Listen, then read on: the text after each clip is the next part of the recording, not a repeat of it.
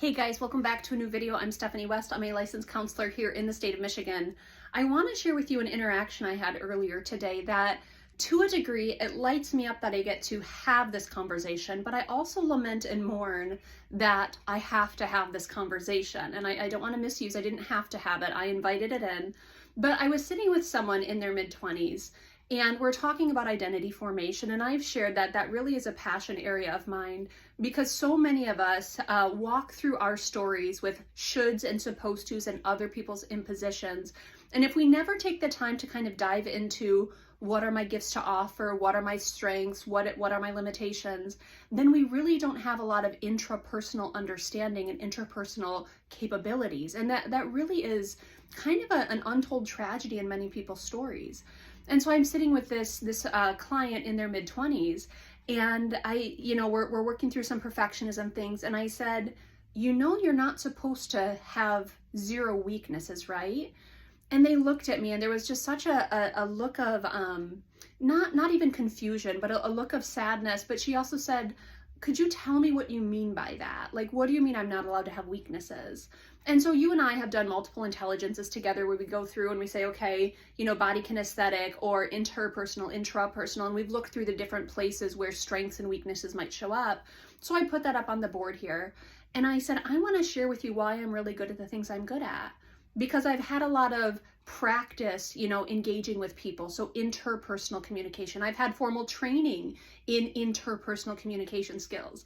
I myself have sat in therapy for years at this point, and so I have intrapersonal awarenesses. I have intrapersonal strengths. I was a language arts teacher. I've been, in several different college programs and have several degrees.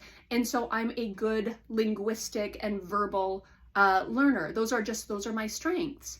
But there are limitations. I'm not very good at some of the social dynamics into which I'm invited. I have an awkwardness that shows up. I have a quirkiness that shows up. I'm not very palatable to a lot of people. That would be a limitation.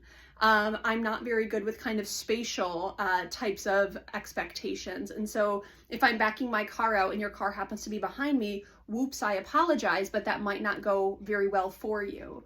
There are other limitations. I can be impulsive. I have a trauma-affected history. And so there are things that send shockwaves through my system. And when it happens, I'm less than refined. I have a very uncute side to me. I have impatience that runs.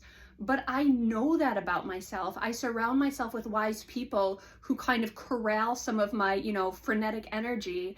I accept my limitations. And so as I'm saying this to her, her eyes are just kind of welling up, and the idea that we might be allowed to have limitations was so new to her.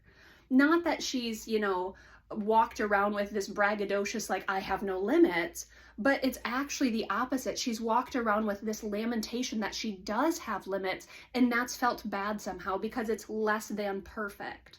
And so I'm going to go back to my favorite definition of humility from Henry Cloud. Now, it's not the only definition of humility I use, but I love the verbiage of this one.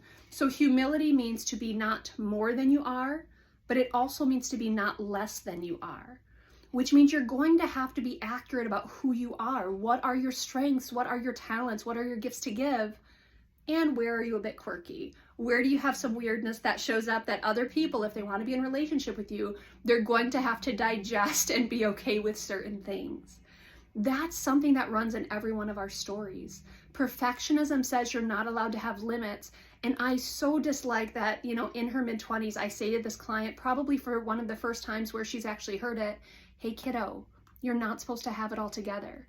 And it's okay to have limits, and we all do.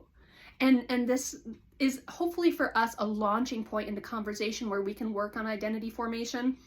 She can kind of metabolize that understanding that she's not perfect, and that will be, a little bit of blunt force trauma to the emotions, but it will also invite her into saying, okay, I have limitations. What do I do with that? And I want to invite you to consider that too. Maybe you do have limitations. Spoiler alert, you totally do. And maybe that's okay. And once we know our limitations and accept them, then we can do something about them. That doesn't mean get rid of limitations. That means live them out authentically and say, yep, I have things that are just beyond my purview of doing it in a refined and perfect way. And I'm going to have to wrestle out that maybe that's okay.